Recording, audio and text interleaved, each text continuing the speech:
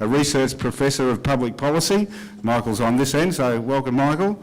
Mr. Bruce Anson, the Chief Executive Officer of the Warrnambool City Council. Mr.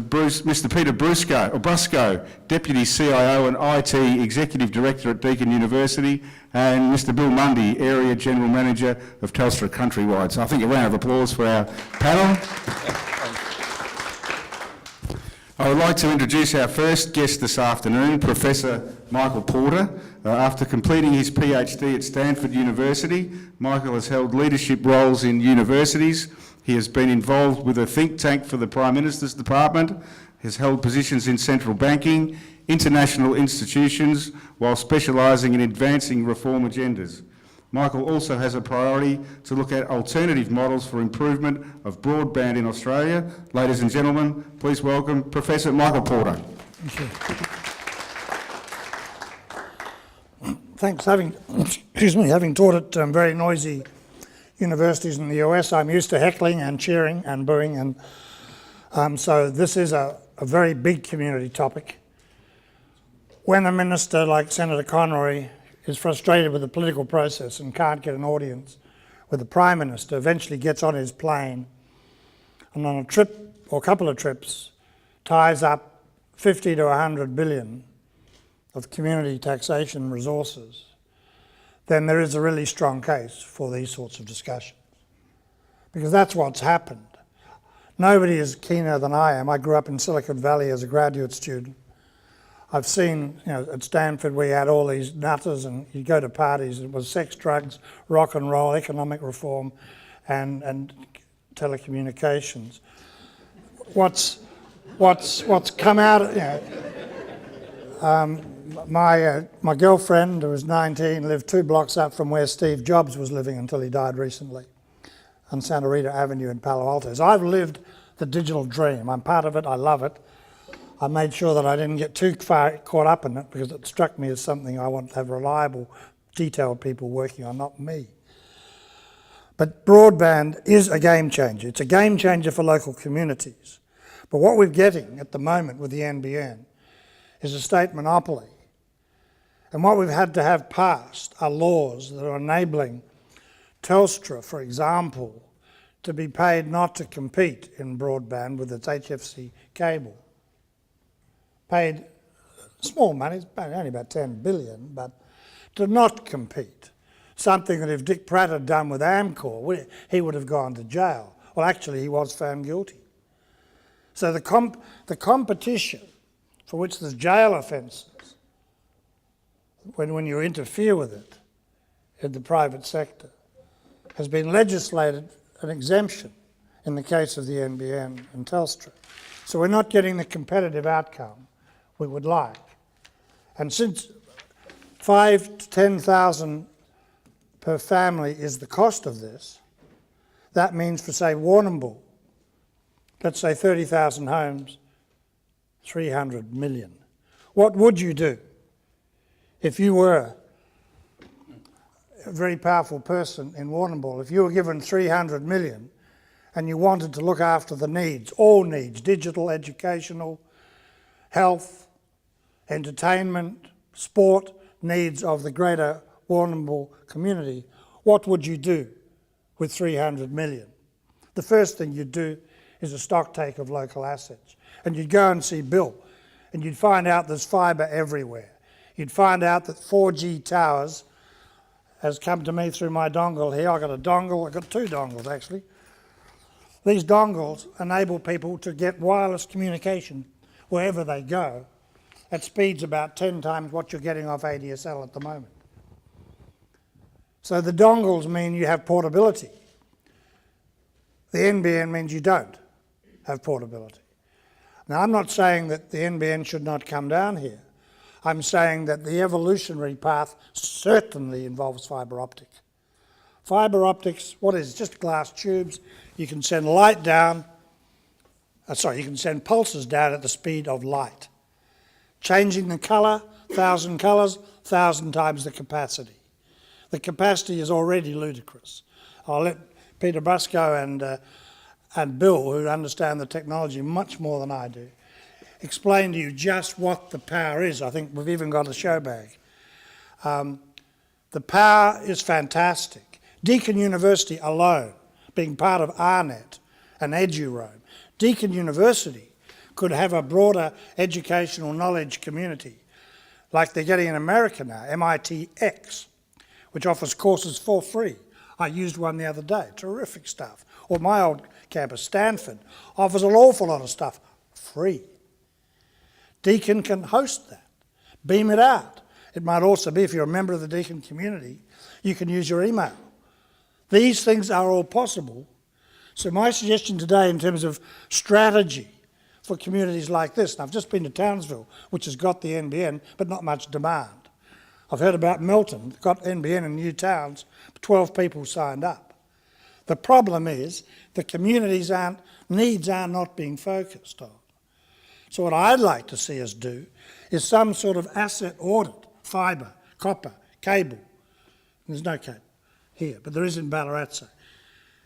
An audit of what we're going to have through the natural ordering of the market process. We have competition from Optus, from iiNet, from Telstra. We have satellites. We have all sorts of Wi-Fi technologies emerging faster than we can imagine. And I mean, some of the stuff you'll get if you go onto MITx or StanfordX and listen to the electrical engineering professors talk about what's coming in wireless. It's quite remarkable. Now, wireless, of course, needs fibre, because if we all turn on our devices now, they're going to some tower, and that tower's connected by fibre optics to the rest of the world. So the things have to work together, and there is a case for having an NBN network manager on our behalf, owned by the Commonwealth. So the model I've talked about with the head of one of the very biggest firms in rolling out this technology worldwide is a model whereby every area, like Greater Warrnambool, would, managed by NBN, call tenders of people who own assets. Macquarie Bank in Leighton owned a company called NextGen.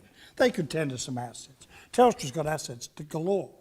There's some assets from Optus. When I was in Queensland, I saw the Optus fibre map. It's fantastic. But these assets are now being overridden. In my street in Hawthorne, in the city, there's already cable. I get speeds of 100 megabits per second at the moment. I can't wait for the NBN to arrive with their truck. I'll get the banners out to get away from my street, because our street can already offer 100 megabits per second. That's 5 movies at a time. I only watch 2 or 3 at a time. You don't need that, right? And on my telephone now, I can get every Aussie rules football match you didn't want to match, including the Swans winning on Saturday. The truth is, we've got fantastic technology now, and we are not catching up with it. Even Deakin, which is digitally one of the smartest places I've seen in Australia, we haven't really caught up with what's coming. How can you ever catch up? The one thing we know about regulation of telecommunications is that governments are always about a decade behind. How could it be otherwise, the way the political process works? I have a friend who was a classmate at Stanford. He became chief advisor to Thatcher on telecommunications, electricity and water. He was the advisor on the breakup and privatisation and regulatory reform of Telecom UK. He said, my God, did we get it wrong? We had no idea what the power of a microwave was, etc., etc. So the British knew, just like Americans know, that the government regulation in the case of telecoms is never like it is in health or food safety or something. Because it's hard enough for us to get our heads around what's going on digitally. The possibilities are beyond belief. Therefore, how on earth, have you ever witnessed the circus in Canberra, Parliament House, how on earth could any rational discussion take place of a kind that'll happen today in a brief moment? Because the politicians, therefore, because they're caught up in all the shenanigans of a democracy, you cannot expect telecommunications regulation to get it right. Therefore, what we want is as much competition as possible, not laws outlawing competition between cable, not laws that say that we can't have cherry picking. If iiNet wants to come to Warrnambool, have this sort of meeting, do a deal, get Telstra in, Get Optus in, get Verizon in. Who cares? Get them all in, make them compete. If they're not good enough, they don't get the job. Why shouldn't we have competition as the principle? Australia has shown in the last 30 years that we can be the best regulated economy on earth. I used to work in the National Monetary Fund and the Federal Reserve and the Reserve Bank. I've seen financial regulation in Australia go from a situation where in the 1960s you could rely on government and the central bank to stuff it up. Now we don't. But who stuffed it up? Bank of England, much more. Federal Reserve, much more. The housing and loan associations in the US gave us the global financial crisis. That's a failure of regulatory behaviour. But the telecom story is similar. So I don't know how much more time I've got, Chairman, but I think I'd just like to leave it at this point that from an economist's perspective, it's not right that a minister should dictate what happens to 5 to 10,000 per family, 50 to 100 billion for the Australian economy. It's not right that he should tell you your technology solution. I love his aspirations. I don't like his execution. I don't like the fact that there was no cost-benefit analysis. But that's boring historical stuff. What should happen, what can happen, is that communities like this one, the ocean community, could make it possible to really show the way. I live at Anglesey tomorrow night, Port Fairy tonight, and family along the coast. Communications are appalling. It's when the dongles all turn on at summertime and the businessmen are down there on the beach, their dongles don't work. And they get very angry and relate to the children again, which is good. But the point is, if you want your dongles to work, then Anglesey should get better than ADSL 1. But that's happening. I gather after somebody raised a voice or a question mark in Canberra, it could have been somebody here, 4G was announced for Warrnambool. I don't know the exact reason for the timing of that, because Telstra's rolling out fast. Point is, you need to be heard. Money is being spent on your behalf, 50 to 100 billion. Let's have a say in a rollout model that's far more focused on us, our needs and so forth. When I went to the public library in Townsville a few weeks back, when I met with the guy who chairs a committee for NBN, the Tropics Committee of NBN, he said basically the problem is demand. Microsoft, Google are trying to do their own models. One of my great friends is the chief economist at Google, Hal Varian. And Hal is a guy I bounced some ideas off. Well, Google is finding in its rollout of gigabit speeds that the demand isn't there. Which town is Google rolling out in? I think it's in Kansas. Google is rolling out sort of an NBN. Guess what? It's a flop. Not because fibre optics is bad. It's great. But because they're ignoring the demand side of the equation. They're ignoring the competition side of the equation. There's no reason to put people out of business. The moment Conroy announced a sort of 50 billion strategy for broadband in Australia, he told any private risk taker, including little companies like Telstra, not to spend too much money too soon. Why would you, if you're going to be up against a new version of telecom? Now, I'm not a telecom minister basher, but state monopolies is something we don't need. What we do need is good national regulation in our interests, with private firms competing for the best delivery. And I think regions can do it differently. A fibre network, a communications network is a bunch of signalling devices connected with switches and computers and so forth. We all link up because what is a digital communication? It's just zeros and ones. It's nothing else. And so it's very easy to link the kinky community of Warrnambool to the crazy community of El Paso, right? Because it's just zeros and ones and computers.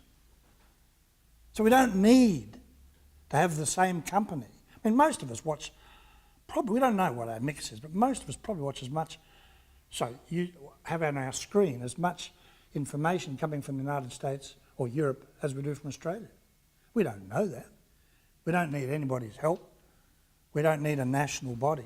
What we do need are good bureaucrats making sure that ICANN and these systems for registering names, websites, and making sure that there's not corruption, that Al-Qaeda is not the main user of the web.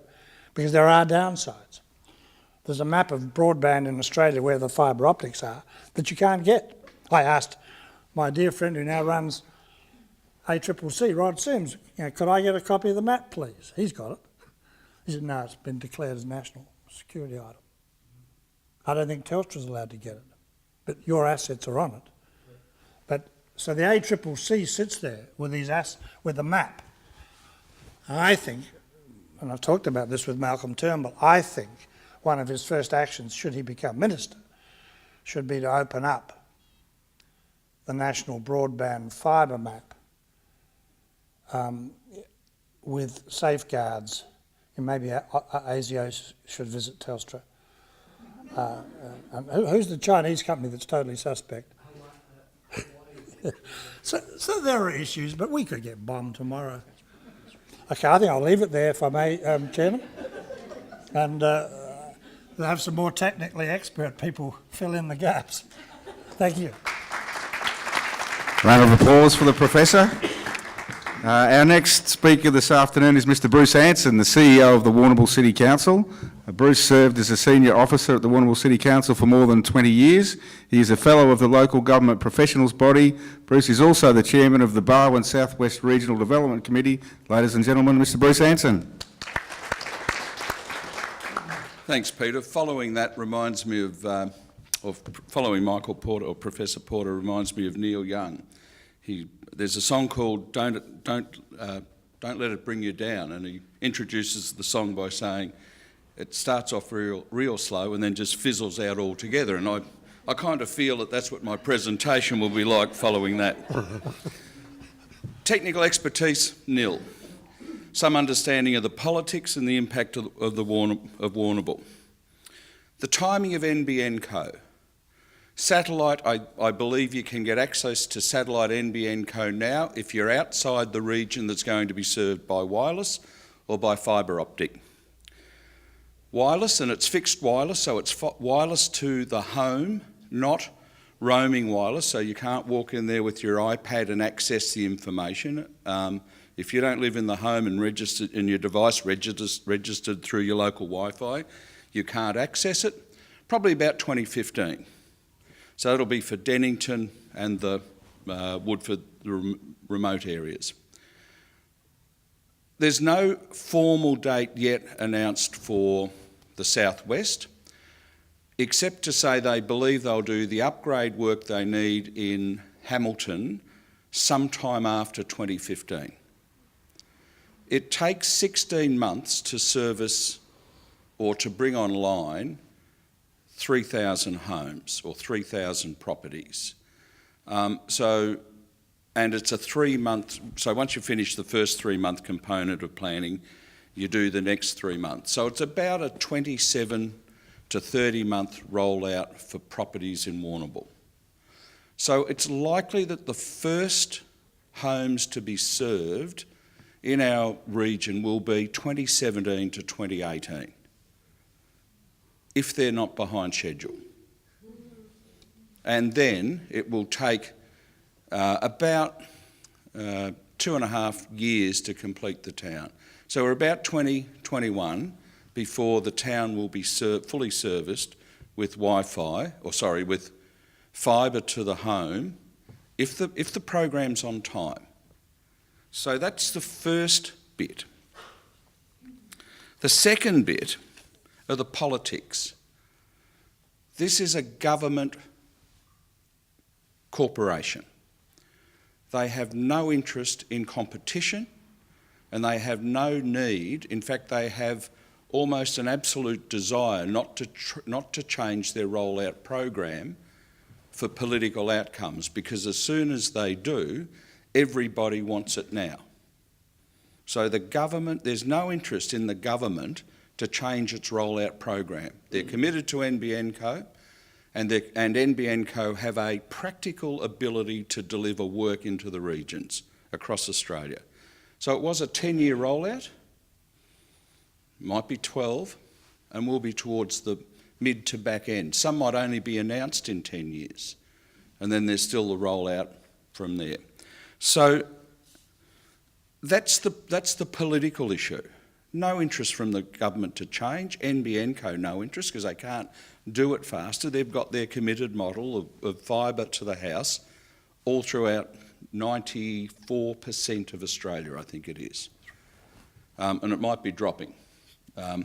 So that's the political outcome. What's the impact of that on the schools? What's the impact on that on the local businesses and the local economies, etc.? That's what really drives our thinking. How do we make sure that we get the services in?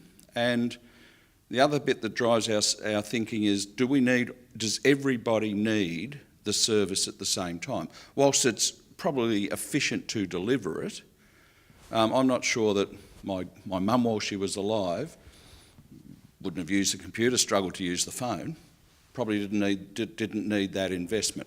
But certainly the GPs need it, the hospitals need it, the schools need it. So let's look at what the real rollout priorities for our community are if we're going to deliver this, this technology.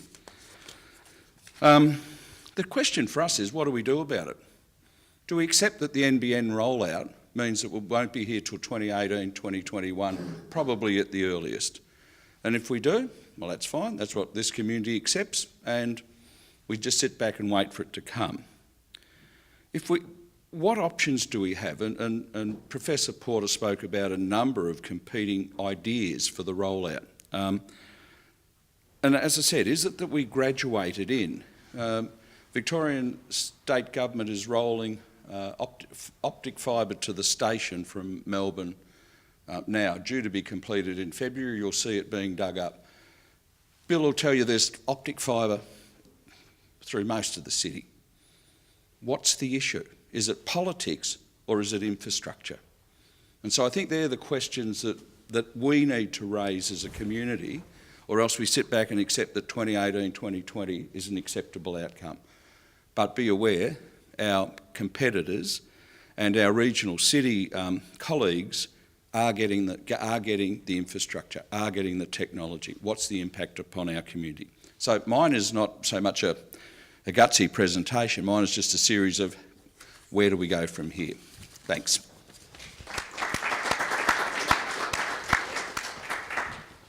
Thank you, Bruce. There'll be opportunity for you to have some questions after our other speakers. So if you've got a question, please keep that one in your head and ask that later. And I would like now to introduce Mr. Peter Brusco, the Deputy CIO and IT Director at Deakin University. In his time at Deakin, Peter has been a catalyst for transformation in areas such as IT, performance management, program management and improvement in the business value created through the use of IT. Under Peter's leadership and customer satisfaction with IT services has increased dramatically. Ladies and gentlemen, Mr. Peter Brusco. Well, I guess I'm going to follow on a little bit from the discussion we've just heard from Bruce. It is a real concern to me that a community like Warrnambool won't have the NBN for a number of years, 5-6 years, and 2017 is about the time frame that I'm hearing. So can a community like Warrnambool just sit on its hands and accept that one day the NBN will arrive? I don't believe it can, so I absolutely echo Bruce's comments. So why not? Well, we often talk about the digital divide, and that's certainly something that we're seeing more and more between city or urban communities and regional centres. In our own university, Deakin, which is quite a technology advanced university, we're already seeing the effects. And to give you an example, We run a very fast network between our campuses in Geelong and Melbourne. We run 10 gigabits per second networks, which were 1 gigabit only a year ago, and which were only a tenth of that if you go back 2 or 3 years ago. Now, our Warrnambool campus is still connected using the only services that we can really get hold of, which are Telstra GWIP services running at 100 meg. So if you compare 100 megabits per second to 10 gigabits per second, that's a difference of tenfold. Now, what does that really mean? Well, what it means is that our researchers and our students have great difficulty transferring data in Warrnambool the way they do in the city. We've got researchers in the Warrnambool campus who are still having to resort to downloading data that's used by other researchers worldwide onto hard drives or onto disks and actually mailing them to people, whereas their counterparts in the city campuses are able to, within seconds, transfer data backwards and forwards. So it is already having a real effect on the Warrnambool University campus, and will continue to do so while we wait for the NBN. Now, the good news, and again, as Bruce mentioned, is the state government's Victorian fibre strategy, which is being rolled out as we speak. Again, it's due to be rolled out or available in Warrnambool 2013, probably somewhere around somewhere between February and June at this stage. There have been some delays because of weather and other things.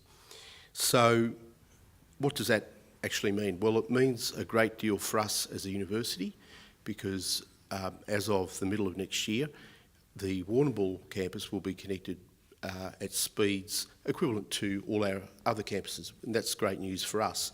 But I think it goes a lot further than that.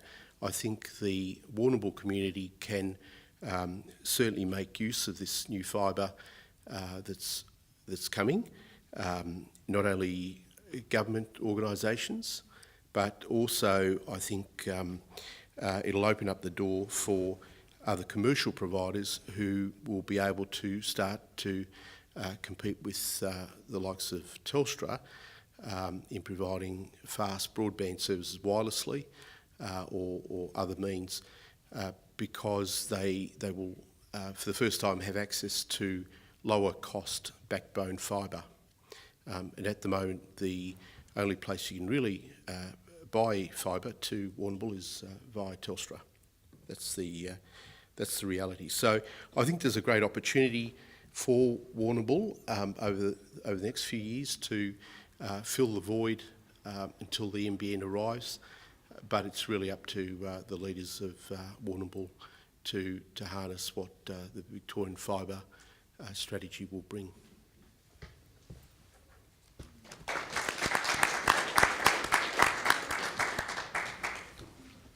Thank you, Peter. Our next speaker is Mr. Bill Mundy, Area General Manager for Telstra. Countrywide, Bill has enjoyed a number of roles in Telstra since joining the company in 2003. Bill is currently responsible for the delivery of Telstra's retail operation from Bacchus Marsh to the South Australian border. He has a responsibility for overall customer service in the region and is the local CEO for Telstra. Thanks for coming along. Bill Mundy. So thanks, Peter, and thank you to Deakin University for giving us the opportunity to be here today.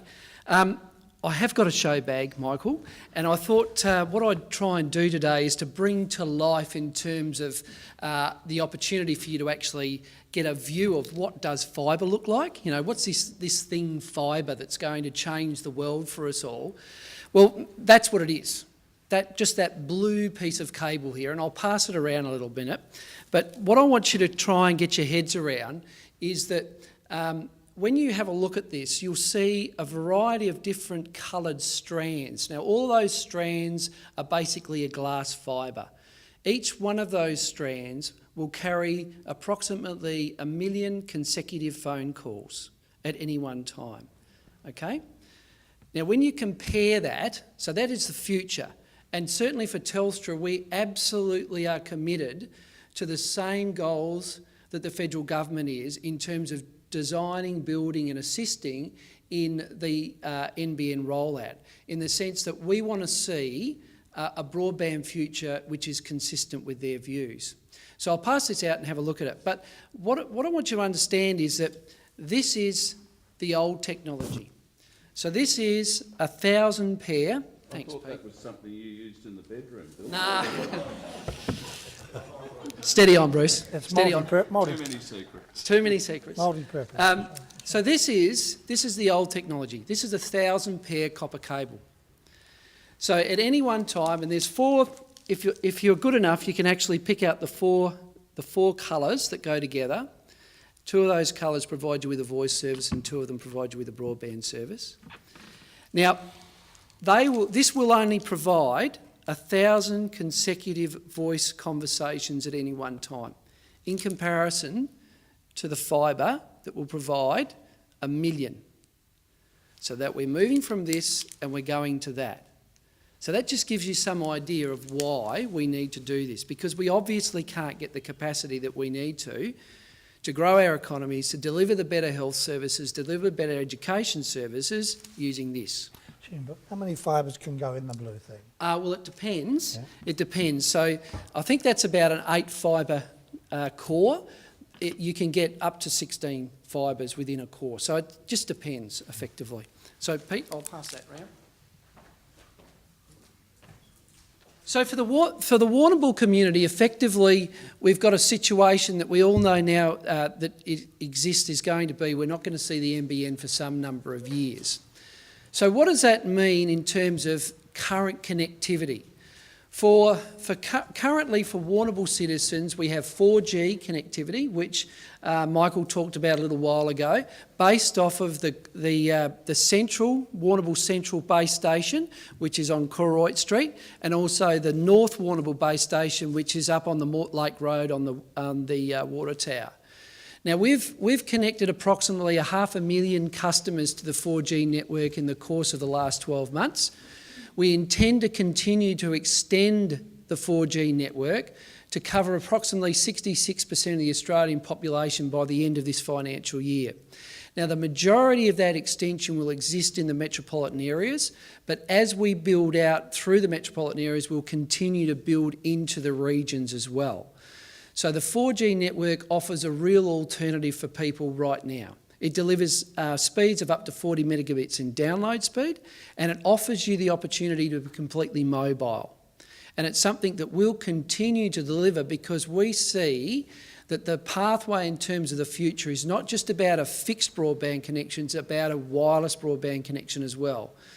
Our future, the way we see the way you're going to consume content, is that you'll consume content on a variety of different devices. You'll consume it on your mobile device, you'll consume it on your iPad, and you'll consume it through the actual devices that you have at home, so the screens that you have at home. And you might be in a situation, we foresee the future as being a situation where you are on public transport or you're in a car as a passenger and you are watching a degree of, or some content of some degree, a television show or whatever it happens to be. You might move into your home when you've got home, and you'll simply stop watching on your mobile device and possibly pick up watching from the same point on your iPad or on the screen that you have. So effectively you'll be able to pause, playback, free-to-air TV or whatever it happens to be, but you'll have it across all of the platforms. For that to occur, we need to have high-speed wireless networks, and we need to have high-speed fixed networks as well. That's where the NBN comes in. As an interim measure, certainly, Telstra's committed to doing as much as we can to support the businesses and consumers understanding the value that the NBN can bring to them. So we're keen effectively to build out things like the ADSL 2 Plus improvements that we're delivering. So you might have heard of a program called the Top Hat program, Well, basically what we're doing is we're extending ADSL2 coverage, which is up to 20 megabits of speed, to our ADSL1 cabinets. Now we've done that in Dennington already, and we're doing it in Warrnambool North as well. And we intend to take up a program later in the year where we will be talking actively to the community around what that means for them. What does that mean? Now why would we be doing that? Because what we need to do is we need to take our customers on a journey. We need them to understand what a high-speed connection means. So for us to get to the future that I described beforehand, what we need to do is to get people to understand the value of a much higher speed connection. So hence we'll continue to do those things, and we'll make those investments in terms of wireless broadband and in terms of ADSL coverage as a means of trying to support ultimately the goal of getting people to understand the value that exists in a higher speed broadband connection. So that's what we're doing, and of course we'll continue to work with Bruce, and we'll continue to work with Deakin, etc., around trying to ensure that the community's aware of what we're doing. One of the things that we're about to do is to actually make public all of the new upgraded 4G sites that are going to come. So we'll be launching effectively a website where you'll be able to log in, drop in your postcode, and then you'll be able to see where we're going to be delivering the new infrastructure. That's a major change for us. We haven't done that in the past. So that's trying to keep everybody informed of what we're up to. And we'll continue to work with community groups, and we'll continue to work with council, etc., to help people to understand the value of delivering higher speed connections into the community. And naturally, we will absolutely continue to support the federal government in their aspirations to deliver a high speed future for all of Australia. Thank you. Thank you, Bill. I'm sure we've got some questions for our panel this afternoon. So if anyone has a question. Question for whoever wants to jump in first.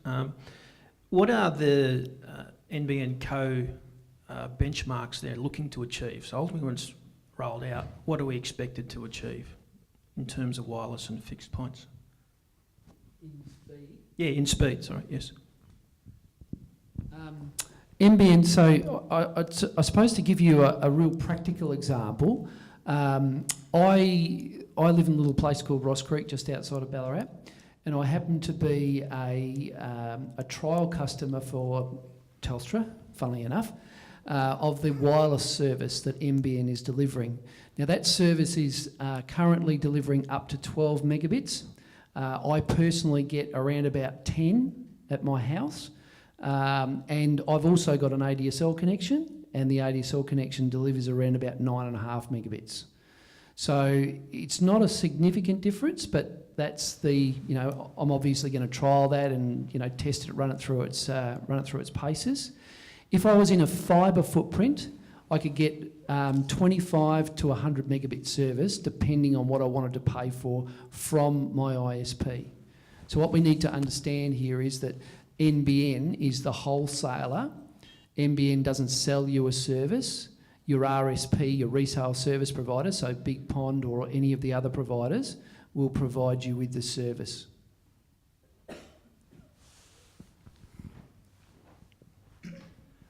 Probably to Peter and to Bill. As far as computing technology goes, you go around everywhere all the time. They say how processor speeds and computing doubles in capacity and capability every 6 months. Realistically, the technology that we're rolling out now is probably, I'm not a tech head, but I imagine you guys are rolling out the best technology we have available now. Is it going to be one of those things that in 6 to 12 months we're coming up with something better? Like, I know that your top of the range family car 5 years ago is probably a junk of heap compared to your bottom range one now. I'm all for making technology better, but are we laying out billions of dollars for something that's going to be like a Model T Ford compared to what we could have in 5 or 10 years' time? You're absolutely right. What the NBN does for 93% of households is provide a fibre which is almost limitless in its use. So, for example, the 100 meg that Bill talked about now could easily go to 1 gigabit per second, even 10 gigabit per second. In fact, with our own networks, which are using the same fibre between campuses, we're looking at having to go to 100 gigabits per second within the next year or two. So the capability for it to increase in capacity is exponential. Yeah, it really only depends on the end equipment. And essentially, from our perspective, in terms of things like the 4G network and the 3G network, it's not really the network that's a problem in the sense that it becomes redundant, if you like, through technological change. We're continuing to update the networks all the time. It's the devices that sit on the network. Those are the devices that become redundant through technological change. To give you some idea of what's going on in the wireless world, the data growth that occurred on the NextG network in the course of the last 12 months was equal to the total data load that occurred between 2006 and 2011. It's just massive. Professor Porter, I think you've got a comment? In the last 2 minutes, I was very rude and I did 3 tests, speed tests, in this room using this dongle that 4 of you could also have been using as well as me. The speeds were 24, 27, 34 and 32 megabits per second in this room now. Pardon? Yeah, different technology. But the point is, we do need to do this asset audit of what's there now, what Telstra's capable of delivering with or without competition. And really, I think, not put down the NBN, but make them manage the system such that each community's preferences get in. Those speeds are fantastic. They are deliverable now. Any more questions? Yes, Dan. Oh, sorry, we'll go to you in the middle. I'm just wondering, what are the opportunities or limitations for communities that are outside regional towns like Warrnambool? I run a business from home, out in the country, and there are lots of us who do that and are increasingly do that. At present, I get the NBN satellite dish. Already, it just does not download some websites. I have to upload some work, and I can see that this could get worse. You know, what are the possibilities for people like us or the CFA sheds as firefighting technology becomes more digitised with information? Are we just going to be completely left behind, or are there going to be, you know, economically viable options for those of us who are also out of the regional cities? You're already in front. I think, look, I obviously can't speak for NBN, they're not here today, maybe conspicuous by their absence, but the reality is, I think that they have plans to increase the speed of their fixed wireless service. Now, I have no idea where your location is, but if you sit within the fixed wireless footprint, okay, so that creates some. People, and a lot of places and organisations won't, and they'll provide satellite. I think it's what they're. That's correct. Yeah. So their plan is obviously to provide the satellite. Now, I have no idea what their future growth plans are for that, and we would need to talk to them with respect to that. I think the other thing for you in terms of network growth, or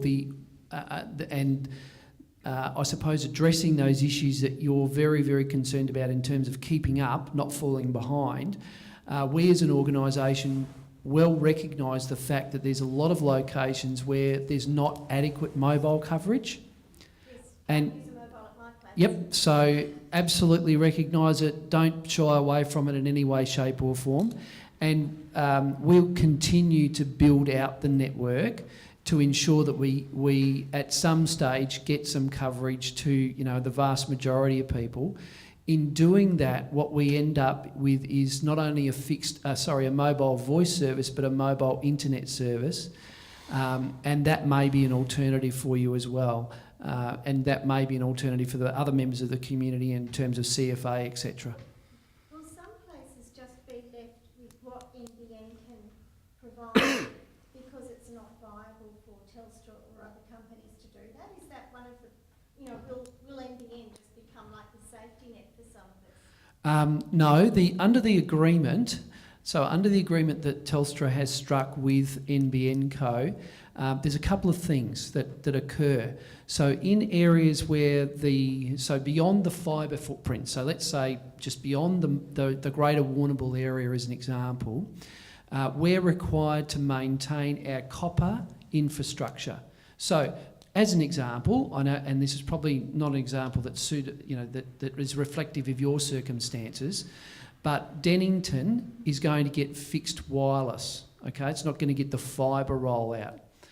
We will have to maintain our ADSL2 equipment in that area until such time as we potentially decide to turn it off because everybody's moved because they've extended the fibre or everybody's moved across to the wireless solution. So yes, there might be satellite and there might be wireless delivered by NBN in your area, but at the same time, the infrastructure that Telstra delivers into that area will most likely, in the longer term, stay in place. Bill, is it your understanding that the NBN rollout for the Warrnambool area is 2018, 2020? Yeah, my understanding is consistent with everybody else's. And it's certainly my understanding that they need to do a lot of work in Hamilton first, because Hamilton is critical to them in terms of what's called points of interconnect. They need to build that, they need to get the transmission to it, etc. Once they've got that, then it creates an opportunity for them to, like a hub on a wheel, it creates the opportunity for them to build out the rest of the spokes of the wheel. Professor Porter? I think one question that must be in everybody's mind, not least the chief executive of NBN, is as Telstra starts to deliver the 4G service, and they have waited a while. I think they waited pretty much until the delivery plans of NBN became crystal clear as way behind schedule. But what's the rollout of 4G with these sorts of speeds going to do to the take-up rate for the NBN? This is what worries me. I think, some of us have said for a few years now that there's a very big risk that NBN could become insolvent, but because it's a state monopoly, there's plenty of those all over the Soviet Union, for example, that lasted 50 years. You don't have to be, it doesn't matter whether you're insolvent if you're owned by the government, that is us. I think the model that may appeal in the end is that NBN is a bit like Department of Health. Set standards, make sure there's access, make sure that if you get a disease in Whoop Whoop, you get an ambulance, an air ambulance, or whatever. That NBN becomes, if you like, the wholesale agency that tenders and areas that really feel deprived could get grants, support, as you do now with the satellite system, as disabled people get allowances and so forth. So I think how NBN unfolds is a very interesting question, and we ought to get beyond and grow up politically, the blame game, and recognise that Conroy really did this in a very well-meaning manner, and good on him. But the execution of it has been far from what we want. But there's nothing wrong with NBN continuing to be a state entity, so long as all the good companies, including some that might be formed tomorrow, people here, we all need to be able to make our own ideas come to life. Because what I hear is technology coming out from theoreticians and electrical engineers and mathematicians that are enabling all sorts of things to go on a given fibre. We can now get all live football matches on an iPhone and then beam it to a TV set. That's just this year. Bill? Just to pick up on the point of wireless versus fibre, we're very, very, very consistent about the fact that wireless will never take the place, so 4G will never take the place of fibre, because wireless technologies are a finite resource, and you can't load them up with a number of customers that you can load up onto a fibre connection. you can't adjust the speed and the capacity as you can through a switch on a fibre connection, if you like. So we will always talk about the fact that wireless coexists with fibre, and that fibre has to be a part of our future. Absolutely has to be. I'm aware people need to get back to work. How are we going for time? Anna, we got a few more questions? Okay, anybody, any more questions? Pete?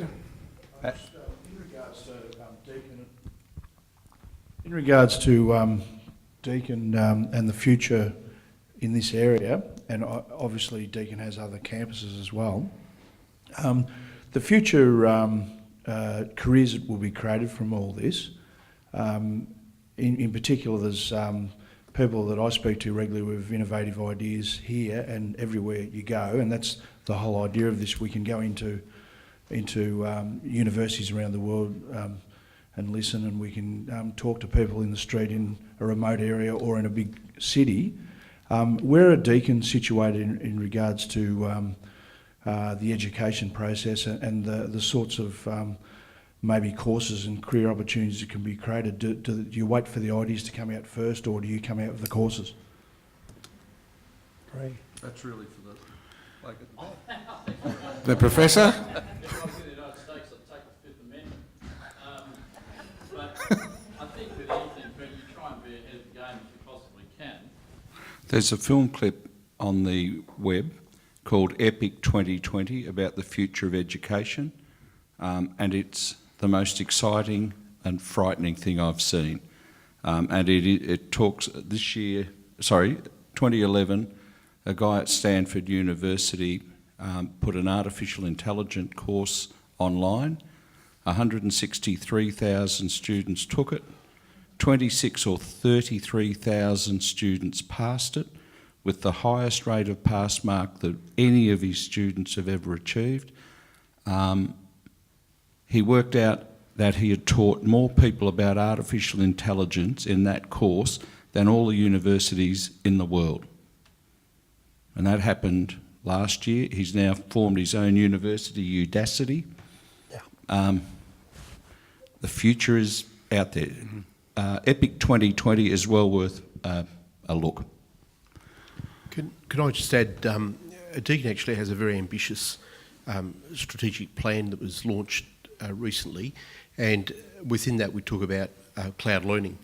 And where the NBN is exciting in all that is that students will be able to really learn from wherever they are, anytime, any place, without having to go to campus anymore. So the sorts of things that we're looking at is the potential for a lecturer to actually teach from a lecture theatre remotely while all his students are possibly at home using some sort of video device. That's where the future's headed.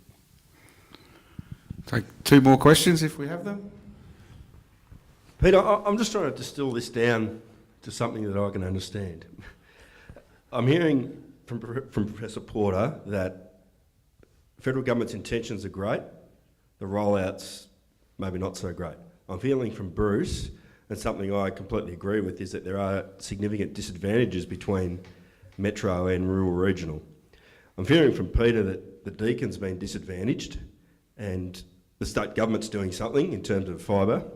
I'm hearing from Bill that Telstra's going to take care of our mobile services quite well into the future. To me, this is really about the metro-rural regional divide, and Warrnambool and its region is going to suffer because of the competitive advantage given to other parts of this nation and other parts of the world. To me, that's what this is all about. So my question is, whether it's the health space or the education space or major commercial operators or private businesses, they can't afford to be disadvantaged. So how can we address this without waiting 10 years? What is the solution? Well, one question I've put to Conroy's people and the government and in the Financial Review many times is the following. If we don't overbuild the parts of Melbourne and Brisbane and Adelaide that are now capable of delivering 100 or 1,000 megabits per second through using the fibre optics that are already there in the HFC cable that delivers Foxtel. If we don't overbuild, if we make use of all the fibre that's there, we could take 20 billion out of the spend and offer regional Australia, Simon Crean, that 20 billion to really look after the regions of Australia. I made that point, I asked that question of Simon Crean. I had Jane Den Hollander, the Vice-Chancellor of Deakin, I think the head of G21 was there. Simon Crean said at this public meeting of CEDA that he agreed. He agreed with that rollout alternative, that if we don't overbuild the cities, if we let the cities pay for themselves in terms of connections, and we say that the NBN company has a priority of looking after the region's budget could be expanded massively just by agreeing not to overbuild. Matt, the other issue that we're trying to do, we're working with Deakin about getting an opportunity to talk to Turnbull before Christmas on an alternative model of rollout to NBN Co. Clearly the government is committed to NBN Co, and NBN Co can't or unlikely to change their rollout pattern, because if they do, everyone's going to want it first. The opposition has an alternative to NBN Co, and that's what we're writing a paper about exploring now, and hopefully before the end of the year, Deakin and a collection from maybe Great South Coast or certainly Warrnambool will be meeting with Turnbull to talk and put that option. There is an election next year. Aren't they just talking wireless though, and isn't that even... They're talking fibre to the node rather than necessarily fibre to the home. And then there's, as Professor Porter has said, there's new technologies being discovered. There's now something called smart copper. Got no idea what it is. The question with this stuff, it's a lot about what we don't know. And I think that's what we need to understand. But to wait to 2018 means we're probably a bit late. The one question I think that's come out of this is Conroy's doing the right thing, but we need to change a few ways that it's rolled out. What would you suggest that we could do as a community, apart from council doing what they're doing as individuals? Don't know if that's to the Professor or Bruce or Peter? Well, I think for Warrnambool and for this part of the world, the answer in the interim is really to look at the state government and look at the fibre, and I keep going back to this, but the fibre that they're putting in to Warrnambool cannot be underestimated. I think the what that opens up in terms of the ability for new players to come in and dare I say it, compete with Telstra is very important for this community. I don't think that should be overlooked as certainly a short-term solution for the next 4 or 5 years until the NBN is rolled out. And Peter, on that, Andrew Payton from my office was in Melbourne on Wednesday with the state government representatives talking about how we utilise the fibre that's coming down, who's going to get access to it, how is it accessed, etc. So those discussions are occurring or with council. I think Peter's right that the state governments, all of them, are logical candidates to begin the negotiations sort of now, because they all have, the Grants Commission, there's things they can trade off, whether it's, the latest, education budget in terms of Gonski and Gillard. There are a range of trade-offs that could be delivered at the state level. So we will contribute, Victoria, to a grander, a faster rollout than is being achieved now. But we want to know that there's not going to be an overbuild in Melbourne. We want to know that we're not going to be putting fibre down the streets where people have not requested it, where the costs will be high, where the disruptions to gardens are unnecessary and so forth. So I think you're right. A state level negotiation makes political economic sense. All right, plenty of work for Commerce Warrnambool and our business community to get together and start to put a bit of pressure on the correct department, state government for a start. So I think anyone a last question or we're happy with that? I think the panel have done an excellent job at an enlightening topic this afternoon. Thank you to Deakin University for their Deakin Week. This has been just one of a number of events on throughout the week. Professor Greg Wood, terrific job, and Deakin certainly does play a terrific part in our community, and you, under your leadership, seem to be getting out in the community more and more, so well done and congratulations. Thank you for everybody for attending. I'm sure if the gentlemen like to have a one-on-one chat, they may be able to hang around for a bit and ask a question, but please put your hands together for Professor Michael Porter, Bruce Anson, Peter Brusco and Bill Mundy. Thanks very much.